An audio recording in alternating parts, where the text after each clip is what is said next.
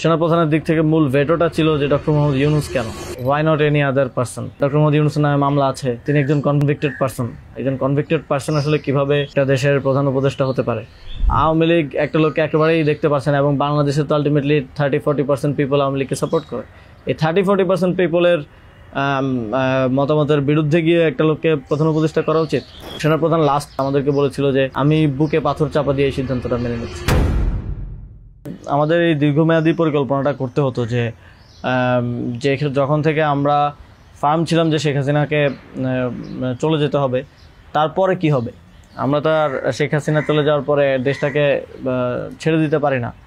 তো এই জায়গা থেকে আমরা দেখা যায় যে এই চিন্তাটা আস্তে আস্তে আসতে থাকে, কিন্তু ওই সময়টাতে আসলে এটা বিশ্বাস করাও কঠিন ছিল যে 5 তারিখের মধ্যেই হয়তো হয়ে যাবে। আমাদের তো এমনকি সশস্ত্র অভ্যুত্থানের প্রস্তুতিও ছিল। 5 তারিখ যদি আমরা সফল না হতাম, হয়তো আমরা অস্ত্র তুলে নেওয়ার ঘোষণা দিতাম, এবং নাহিদ ভাই ভিডিও বার তো রেডি রেখেছিল, আমিও কি ঘোষণা দিব সেটাও রেডি ছিল। তবে এর আগে আমরা এটা অনুভব করি যে পরবর্তীতে আমরা আসলে দেশটার আসলে কি হবে শেখ হাসিনা চলে যাওয়ার পরে। সেই জায়গা থেকে মানে এটা কোনো কালেকটিভ ডিসিশন এরকম ছিল না, এমন না যে আমরা মিটিং করে ডিসিশন নিয়েছি যে ডক্টর ইউনূসকে প্রধান উপদেষ্টা বানানো হবে বা এরকম কিছু। তখন আমার মূলত যোগাযোগ হয় ইয়ের সাথে, যে যোগাযোগ হচ্ছিল আমেরিকান এম্বাসির কয়েকজনের সাথে। এর পাশাপাশি হচ্ছে সাবেক ছাত্রদলের এক বড় ভাই আছেন শামীম ভাই, উনি মিরপুরে অর্গানাইজার হিসেবে খুব ভালো ভূমিকা পালন করছিলেন। তো ওনার সাথে আমার যোগাযোগ হচ্ছিল। উনি মূলত ওনার যোগাযোগটা ছিল মূলত মুশফিকুল ফজল আনসারি ওনাদের সাথে আর কি। তো ওনার মাধ্যমে আমার ডক্টর আলী রিয়াজ, তারপর হচ্ছে বদির আলম মজুমদার স্যারদের সাথে যোগাযোগ হয়। ওনাদের সাথে আমি কথা বলি। 1 তারিখ যখন আমরা আমাদেরকে ডিবি থেকে ছেড়ে দেওয়া হয়, সেদিন প্রাথমিক কথা হয়, কিন্তু 2 তারিখ মূলত আসল কথাবার্তা শুরু হয়। ওনাদের সাথে কথা বলে এবং ওনাদেরকে তখন আমি জিজ্ঞেস করছিলাম যে ডক্টর মোহাম্মদ ইউনূস কি আসবেন কিনা যদি আমরা আহ্বান করি। তো সবার একটা কমন কথা ছিল উনি আসবেন না, কারণ ওনাকে এর আগেও তো অনেকবার চেষ্টা হয়েছে আহ্বান করার। ওই 24 নির্বাচনের আগেও একটা আলোচনা ছিল, এবং এর আগেও 19 সালের দিকে একটা আলোচনা ছিল। এর আগেও যখন তত্ত্বাবধায়ক সরকার ছিল তখনও ওনাকে আনার চেষ্টা করা হয়েছিল, বাট উনি সবসময় পলিটিক্যালি থেকে রিফিউজ করেছেন, দূরে থাকতে চেয়েছেন। তো আলী রিয়াজ স্যারও আমাকে বললেন, বদির আলম মজুমদার স্যারও বললেন যে উনি আসবেন না। আরও যাদের সাথে কথা হচ্ছিল উনি রাজি হবেন না, এই ধরনের একটা কথা ছিল। বাট আমি সরাসরি ওনার সাথেই কথা বলতে চাই, এবং তখন হচ্ছে শামীম ভাই আমাকে ওনার বর্তমান যে এপিএস সাব্বির ভাইয়ের নাম্বার দেন। তো সাব্বির ভাইয়ের সাথে যোগাযোগ করার পর সাব্বির ভাই আমাকে বলেন যে আমি তো স্যারের সাথে নাই। তো স্যারের সাথে মঈন চৌধুরী নামের একজন তখন স্যারের প্রাইভেট সেক্রেটারি হিসেবে কাজ করছিলেন। তো সাব্বির ভাই আমাকে মঈন চৌধুরীর নাম্বার দেন। মঈন চৌধুরীর সাথে আমি যোগাযোগ করি 2 তারিখ কি 3 তারিখ হবে, এবং ওনার সাথে আমার কথা হয়। এবং উনি তখন বলছিলেন যে স্যারের একটা ছোটো সার্জারি আছে। স্যার তখন ফ্রান্সে ছিলেন। তো সার্জারি আছে, এবং পরবর্তীতে আমি ওনাকে মেসেজগুলো ক্লিয়ার করার চেষ্টা করি যে আমরা চাচ্ছি এমনটা। তো উনি স্যারের সাথে কথা বলেন। স্যার আমাদেরকে পরে একটা মেসেজ পাঠান যে তোমরা যেটা করতেছো আমি তোমাদের সাথে আছি আর কি। এটা হচ্ছে 2 তারিখের দিকে স্যার একটা মেসেজ আমাদেরকে পাঠান থ্রু মঈন চৌধুরী, কিন্তু তখনও কথা হয়নি। স্যারের সাথে আমার প্রথম কথা হচ্ছে, মানে আমি বারবার ইনসিস্ট করছিলাম সরাসরি কথা বলতে, কারণ সবাই অনুৎসাহিত করতেছে যে স্যার আসবেন না, আদার অপশনস দেখার জন্য, প্রধান উপদেষ্টা হিসেবে অন্য কাউকে দেখার জন্য অনেক নামও আসতেছিল, অনেক নামও সাজেশন আসতেছিল। কিন্তু আমার চিন্তাটা ছিল যে আমাদের যে অর্থনৈতিক ভঙ্গুর পরিস্থিতি, তারপরে একটা বিশেষ পরিস্থিতিতে আমরা সরকার গঠন করলে সেটার জাতীয় আন্তর্জাতিক যেই স্বীকৃতির ব্যাপার আছে, এগুলো আসলে ডক্টর মোহাম্মদ ইউনূস ছাড়া পসিবল হবে না। তো সেই জায়গা থেকে আমি বারবার যোগাযোগ করার চেষ্টা করি। পরে মঈন চৌধুরী স্যারের সাথে আমাকে কথা বলিয়ে দেন। সম্ভবত ওনার নাম্বার থেকেই প্রথম কথা বলা হয়, এবং স্যারকে আমি অ্যাপ্রোচ করার পরে স্যার আমাকে বললেন যে আমি হচ্ছে তোমরা অন্য কাউকে ভাবো। এটা সম্ভবত 3 তারিখ। স্যার বললেন যে, এবং স্যার কয়েকজনের নামও বললেন যে তোমরা ওনাদেরকে ভাবতে পারো। এর মধ্যে 2-1 জন আমাদের উপদেষ্টা পরিষদেও আছে এখন। স্যার বলেন যে আমার লাইফটা তো ডিফারেন্ট, আমি ওইখান থেকে আসবো কিনা। এবং উনি বলেন যে তাহলে, আমি যখন বললাম যে স্যার আপনাকে ছাড়া হবে না, আপনাকে আসতেই হবে, তখন উনি বললেন যে আমি ভেবে দেখি, তোমরাও ভাবো, যদি আদার কোনো বেটার অপশন পাওয়া যায় তাহলে তোমরা ভাবো, আর আমিও ভেবে তোমাদেরকে জানাবো। তো 3 তারিখ তো অনেক কিছু আনসার্টেন ছিল, এক দফা শুধু ঘোষণা হয়েছে, কবে পতন হবে, কবে আসবে, এটা আনসার্টেন ছিল। তো আমার মনে হয় এটাও ডিসিশন নেওয়ার ক্ষেত্রে একটা বাধা ছিল সে সময়।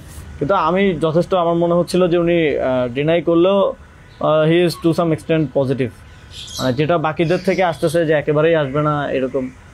আসিফ স্যারও বলতেছিল যে আসবে না স্যার, রাজি হবে না। তো আবার আমার মনে হচ্ছিল যে এই লোকগুলো তো সবাই স্যারকে পার্সোনালি চেনে, তো ওনারা বলতেছে, কিন্তু আমরা ইনসিস্ট করি, আমি ইনসিস্ট করি, এবং আমি তখন আসলে বাকিদেরকে জানিয়ে রাখছিলাম যে আমার স্যারের সাথে যোগাযোগ হচ্ছে। তখন এটা কোনো কালেকটিভ ডিসিশন ছিল না যে ওনাকে আমরা প্রধান উপদেষ্টা করব। আমি নাহিদ ভাই, মাহফুজ ভাইদেরকে জানিয়ে রাখি যে আমার ওনার সাথে যোগাযোগ হচ্ছে, দেখি এটা কোথায় যায়। আর সবার কাছেই তো তখন সময়টা আনসার্টেন ছিল যে কখন পতন হবে, কখন সরকার হবে। এটা অনেক ফার সাইটেড আসলে বিষয় ছিল ওই সময়টাতে, কারণ আমাদের মনে হচ্ছিল না যে 5ই আগস্ট পতন হবে, আমাদের মনে হচ্ছিল যে আরও হয়তো দীর্ঘ সময় আমাদের লড়াই করতে হতে পারে। ইভেন সব ধরনের সম্ভাবনাই ছিল, এটা একটা গৃহযুদ্ধের দিকে যাওয়ার পরিস্থিতিও ছিল ওই সময়টাতে। তো পরবর্তীতে যখন এরপরও স্যারের সাথে আমার কমিউনিকেশন, স্যারের টিমের সাথে কমিউনিকেশন চলছিল। 5 তারিখ মূলত স্যারের সাথে আবার কথা হয়। মঈন চৌধুরীর সাথে রেগুলারই কথা হচ্ছিল, প্রতিদিন 2-3 বার কলে কথা বলছিলাম। 5 তারিখ স্যার যখন সার্জারিতে ঢুকবেন, ঢোকার আগে হচ্ছে কথা হয়, যখন শেখ হাসিনা পালিয়ে গেল সন্ধ্যায় আমরা চ্যানেল 24-এর অফিসে। তখন আমি স্যারের সাথে কথা বলতে চাই যে এখন তো পতন হয়ে গেছে, এখন একটা ডিসিশনে আসতে হবে। তো তখন মঈন ভাই স্যারের সাথে আমাদেরকে কলে যুক্ত করেন। তো চ্যানেল 24 অফিসেই নাহিদ ভাই আর আমি আমার ফোন থেকে লাউডস্পিকারে স্যারের সাথে কথা বলি। তো স্যারকে আমরা বলি যে স্যার এখন একটা ডিসিশন আসতে হবে, আর স্যারও সার্জারিতে চলে যাচ্ছিলেন তারপরে ডিসিশন দেওয়াটা। তো স্যার এক ধরনের তখন মনসম্মতি দিলেন যে আমি আসব। আর এর মাঝে তো 2 দিন স্যারও আলোচনা করেছেন বিভিন্ন পর্যায়ে, আমি আসবো, তবে বিস্তারিত কথা বলার আগে তোমরা কোথাও এটা অ্যানাউন্স করো না আর কি। তো এই আলোচনাটা হওয়ার পরে আমরা, অনেকগুলো বিষয় ছিল ডিসকাস করার মতো, আলোচনাটা হওয়ার পরে আমরা চ্যানেল 24-এর অফিসে প্রেস ব্রিফিংটা করি সেদিন রাতে, এবং সরকারের রূপরেখাটা কী হবে সেখানে ঘোষণা করি, একটা অন্তর্বর্তীকালীন জাতীয় সরকার ঘোষণার কথা বলি। এছাড়াও আরও রূপরেখাগুলো বলি যে রাজনৈতিক অংশগ্রহণ, তারপর সিভিল সোসাইটি, তারপরে অভ্যুত্থানের নেতৃত্বের অংশগ্রহণ, এই পলিসিগুলো আমরা সেখানে ঘোষণা করি। স্যারের নামটা ঘোষণা করা হয়নি। সেদিন রাতে স্যারের সাথে আবার চূড়ান্ত কথা হয়, রাতের আনুমানিক 12:30 থেকে 2টা-2:30 পর্যন্ত প্রায় 2 ঘন্টা স্যারের সাথে নাহিদ ভাই আর আমার কলে কথা হয়, এবং সেখানে আমরা বিস্তারিত বিভিন্ন বিষয়গুলো আলোচনা করি, এবং স্যারের কিছু কনসার্ন ছিল সেগুলো আমরা ডিসকাস করি যে এটা আবার 1-11 মতো একটা সরকার হবে কিনা, মানে আমরা ক্ষমতায় বসবো কিন্তু পেছন থেকে আর্মি আমাদেরকে চালাবে কিনা, অথবা অন্য কেউ আমাদেরকে ডিক্টেট করবে কিনা। স্যারের কনসার্ন ছিল এটা। স্যারের কনসার্ন ছিল যে আমি আসলে আমাকেই স্বাধীনতাটা দিতে হবে, আমি আসলে এটা আর্মি রান করবে কিংবা পেছন থেকে কেউ রান করবে, এটা হলে আমি আসবো না। তো আমরা স্যারকে বলেছি যে আমাদের পজিশনে এটাই, যে গভর্নমেন্ট যদি আমরা ফর্ম করি, গভর্নমেন্ট স্বাধীনভাবে কাজ করতে হবে, এবং এখানে সেনাবাহিনী কিংবা অন্য কোনো অথরিটি যদি হস্তক্ষেপ করতে চায় সেক্ষেত্রে আমরা মাঠ থেকে সেটাকে চ্যালেঞ্জ করবো আর কি। তো এই ধরনের একটা নিশ্চয়তা স্যারকে আমরা দিই আমাদের এন্ড থেকে। তারপর এক ধরনের কথা হয় যে উপদেষ্টা পরিষদ কেমন হবে, স্যার আমাদেরকে বলেন যে তোমরা ঠিক করো, আর স্যার কিছু সাজেশন দেন। স্যারের টিম থেকে 6 তারিখ সম্ভবত প্রায় 5 তারিখ রাতেই 23-24টা নাম আসে আমার কাছে। তো ওই নামগুলোর সাথে আমরা যে নামগুলো ঠিক করি প্রায় কমন ছিল অনেকগুলো। তারপর আমরা একটা লিয়াজু কমিটি করা হয়, যারা হচ্ছে সকল রাজনৈতিক দলের সাথে আলোচনার ভিত্তিতে একটা উপদেষ্টা পরিষদ গঠন করবে। তো ওই লিয়াজু কমিটির আহ্বায়ক ছিল মাহফুজ ভাই। তো ওনারা কমিউনিকেশন শুরু করে দেয় জামাতের সাথে, বিএনপির সাথে, আরও যারা রাজনৈতিক দল আছে, সিভিল সোসাইটি আছে, তাদের সাথে যোগাযোগের মাধ্যমে সবার থেকে নাম প্রস্তাব আসতে থাকে। কিছু নাম ছিল কমন, আমাদের এখানেও কমন, যেমন কিছু মানুষজন, যেমন সালাউদ্দিন আহমেদ স্যার, উনি তো অর্থনীতিতে বাংলাদেশে মানে এই মুহূর্তে যদি আমরা চিন্তা করি তাহলে ওয়ান অফ দ্য বেস্ট। তো ওনার নামটা সব দিক থেকে আসে। তো এরকম কিছু কমন নাম আসে, আবার কিছু নাম দেখা যায় আমরা ইনক্লুড করি বা কোনো এক পক্ষ থেকে আসে, কিন্তু অন্য পক্ষ এটাকে আবার রিফিউজ করে। বিএনপির কিছু নামের ব্যাপারে আপত্তি ছিল, তাদেরকে পরে নেওয়া হয়নি। তো এভাবে একটা মোটামুটি সবার সাথে কনসালটেশনের ভিত্তিতে একটা উপদেষ্টা তালিকা করা হয়। এবং যেদিন স্যার ল্যান্ড করে বাংলাদেশে আসেন 8 তারিখ দুপুরে, আর্মি থেকেও কিছু নাম প্রস্তাব করা হয়। কিন্তু আমরা একটু প্রায় 5-6টা নাম আমরা একটু ঘেটে দেখলাম যে এই লোকগুলো ওইভাবে সর্বজন গ্রহণযোগ্য না। এবং আরেকটা সমস্যা হচ্ছে তাদের অনেকেরই হয় না যে সফট আওয়ামী লীগ অ্যান্ড আওয়ামী লীগের সিভিল সোসাইটি হিসেবে পরিচিত, অথবা তাদের ব্যাকগ্রাউন্ডটা একজন আর্মি অফিসিয়ালসের নাম ছিল সেখানে, এক্স আর্মি অফিসিয়ালস। তার ব্যাকগ্রাউন্ড আমরা দেখি যে তিনি ইন্ডিয়ায় তিনি 4 বছর ছিলেন এবং 4 বছরে তিনি কয়েকটা কোর্স করেছেন সেখানে। সো আবার ওনার ব্যাপারে জনমত হচ্ছে র কানেক্টিভিটি আছে। তো ওই নামগুলো আমরা কেটে দেই এবং সেখানে আর্মি কিছুটা নাকশ হয় যে এই নামগুলো কেটে দেওয়ার পরে। এবং ওই স্যারের সামনে রেখেই, কারণ স্যার ওই যখন ভিভিআইপি লাউঞ্জে স্যার ছিলেন এয়ারপোর্টে, তো স্যারের সামনে রেখে আমি আর আসিফ স্যার নামগুলো কেটে দিই যে এই নামগুলো তো আমরা দেই নাই। সেখানে আর্মি চিফও ছিলেন। তো আমাদের ইয়েটা ছিল এটাই যে আগের রাতে আমরা যেটা কথা বললাম যে এই উপদেষ্টা পরিষদে যদি আর্মির লোকজনই বেশি থাকে তাহলে তো এটা দিন শেষে আর্মি ব্যাগ আবার 111 টাইপ গভর্নমেন্টই হচ্ছে। সেই জায়গা থেকে আমরা এই নামগুলো নিতে চাইনি। তবে সেখানে আমরা যুক্তি দিয়েছি যে কারণ সবার প্রোফাইলটা যখন আমরা একটু ঘাটাঘাটি করেছি দেখেছি সবারই কোনো না কোনো প্রবলেমেটিক এলিমেন্ট সেখানে আছে।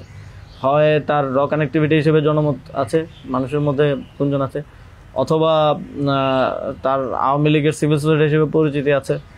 তো এই ধরনের একটা বিষয় ছিল ওই 5-6টা নামের মধ্যে, যে কারণে আমরা সবগুলো নামই প্রায় কেটে দিয়ে শুধু একটা নাম আমরা রেখেছিলাম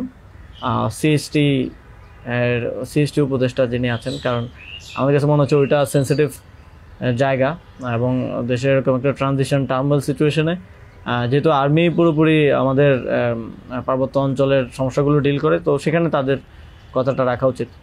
সেই জায়গা থেকে ওনার নামটা আমরা রাখি, শুধু আর্মির প্রপোজাল থেকে বাকিগুলো কেটে দেওয়া হয়।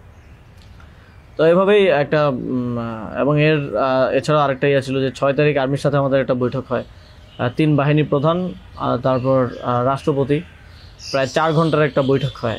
যেটার মূল কথাটা ছিল যে সেনাপ্রধানের দিক থেকে মূল ভেটোটা ছিল যে ডক্টর মোহাম্মদ ইউনূস কেন, why not any other person. তো আমরা আমাদের জায়গায় অ্যাডামেন্ট ছিলাম, বিকজ আমরা তো 5 তারিখ রাতেই ঘোষণা দিয়ে দিয়েছি যে doctor Mohammad Yunus will be the chief adviser of the next interim government. এবং সেটা এক ধরনের বৈপ্লবিক কায়দায় আমরা ভিডিও বার্তা দিয়ে ঘোষণা দিয়ে দিয়েছি, আমরা কোনো নিয়মের কিংবা সংবিধানের তোয়াক্কা সে সময়টাই করে নেই। কিন্তু উনি বারবার বলার চেষ্টা করছিলেন যে ডক্টর মোহাম্মদ ইউনূসের নামে মামলা আছে, তিনি একজন কনভিক্টেড পারসন। একজন কনভিক্টেড পারসন আসলে কীভাবে হতে পারে, একটা দেশের প্রধান উপদেষ্টা হতে পারে। তো আমরা যখন এগুলো ডিবাঙ্ক করতেছিলাম কথাগুলোকে যে এগুলো তো আওয়ামী লীগের সময়ের পলিটিক্যালি মোটিভেটেড মামলা, এই মামলা তো দেখা গেছে সবার নামে পাওয়া যাবে, আমাদের নামেও আছে। তো এটা বলার পর আবার ওনারা আরেকটা কথা বললেন যে সোসাইটির একটা বড় অংশ তো আসলে ওনাকে হেট করে, এবং বড় অংশ বলতে উনি তখন সরাসরি বলেছেন যে আওয়ামী লীগের অন্তর্বর্তীকালীন সরকারটা তো সবার কাছে গ্রহণযোগ্য হতে হবে। এখন আওয়ামী লীগ তো ডক্টর মোহাম্মদ ইউনূসকে 2 চোখে দেখতে পারে না, একদম অপছন্দ করে। তো এখন এই আওয়ামী লীগ একটা লোককে একেবারেই দেখতে পাচ্ছে না, এবং বাংলাদেশে তো আলটিমেটলি 30-40% পিপল আওয়ামী লীগকে সাপোর্ট করে। এই 30-40% পিপলের মতামতের বিরুদ্ধে গিয়ে একটা লোককে প্রধান উপদেষ্টা করা উচিত। তো আমরা তখন বললাম আওয়ামী লীগ এমন কিছু না যেটা নিয়ে এখন আমাদের কনসার্ন হওয়া উচিত। আওয়ামী লীগকে আমরা পরাজিত করেই এই প্ল্যাটফর্মে আসছি, এখানে আমরা বসছি। আওয়ামী লীগ কি চাইলেও না চলে এটা এখন আর ম্যাটার করে না কোনোভাবেই। কিন্তু উনি বারবার এই কথাটা ঘুরে ফিরে বলতেছিলেন যে এই সরকার তো একটা নির্বাচন আয়োজন করবে, এই জন্য বিএনপি আওয়ামী লীগ সবার কাছে এই সরকারের গ্রহণযোগ্যতা থাকা প্রয়োজন। আওয়ামী লীগ তো প্রধান ডক্টর মোহাম্মদ ইউনূসকে একেবারেই দেখতে পারে না, ওনাকে আওয়ামী লীগ মেনে নেবে না উনি আসলে। কিন্তু আমাদের কথা ছিল যে আওয়ামী লীগ তো এখন আর এই মুহূর্তে ডিসিশন মেকিংয়ে আওয়ামী লীগ ম্যাটার করে না। এটা গণহত্যা ঘটনার পরে সে কি ভাবলো বা তার কি পজিশন, দ্যাট ডাজন্ট ম্যাটার। এরপরও ওনারা নানা ধরনের যুক্তি দিতে পারে, এবং শেষে 4 ঘন্টা এই বিষয়ের উপরে ডিসকাশন হয়। 4 ঘন্টা, আধা ঘন্টা হয়তো অন্যান্য ইস্যুস নিয়ে ডিসকাস হয়েছিল, বাট 4 ঘন্টা প্রায় 3.5 ঘন্টা এই ইস্যু নিয়ে ডিসকাস হয়। তো এখানে আসছিলাম আমি, নাহিদ ভাই, মাহফুজ ভাই আর নাসির ভাই, আর বাকি আমাদের সাথে যারা ছিল তারা বাইরে অপেক্ষা করছিল। আসিফ স্যার ছিল, তারপরে তানজিমুদ্দিন স্যারও ছিল, আরও সমন্বয়িকা ছিলেন আরও 10-12 জন, সবাই বাইরে অপেক্ষা করছিল আর কি এই 4 ঘন্টা। তো তারা বারবার 2বার হচ্ছে বিরতি দিয়ে আমাদেরকে আবার ভাবতে বলে আবার চলে যেত, আবার এসে আবারও একই জায়গা থেকে কথা শুরু করতো। মানে আমরা বুঝতে পারছিলাম যে ডক্টর মোহাম্মদ ইউনূসকে এখানে এস্টাবলিশমেন্ট কোনোভাবেই চাচ্ছে না। আর আমাদের কথা ছিল আমরা ঘোষণা দিয়ে দিছি, এবং আমরা এক ধরনের হুমকি সুরে সেখানে বলি যে যদি এটা রাষ্ট্রীয়ভাবে না হয়, যদি রাষ্ট্রপতি ঘোষণা না দেয় ডক্টর মোহাম্মদ ইউনূসকে প্রধান উপদেষ্টা হিসেবে, তাহলেও আমাদের কিছু যায় আসে না, কারণ আমরা অলরেডি ঘোষণা দিয়ে দিয়েছি। আমরা আমাদের তৈরি করা উপদেষ্টা পরিষদ নিয়ে শহীদ মিনারে গিয়ে শপথ নিব। এই হুমকিটা দেওয়ার পরে তারা একটু মানে নড়েচড়ে বসে, এবং তারা গিয়ে রাষ্ট্রপতির সাথে ডিসকাস করে আসে। এবং সেনাপ্রধান লাস্ট আমার মনে পড়ে আমাদেরকে বলেছিল যে আমি বুকে পাথর চাপা দিয়ে এই সিদ্ধান্তটা মেনে নিচ্ছি। এবং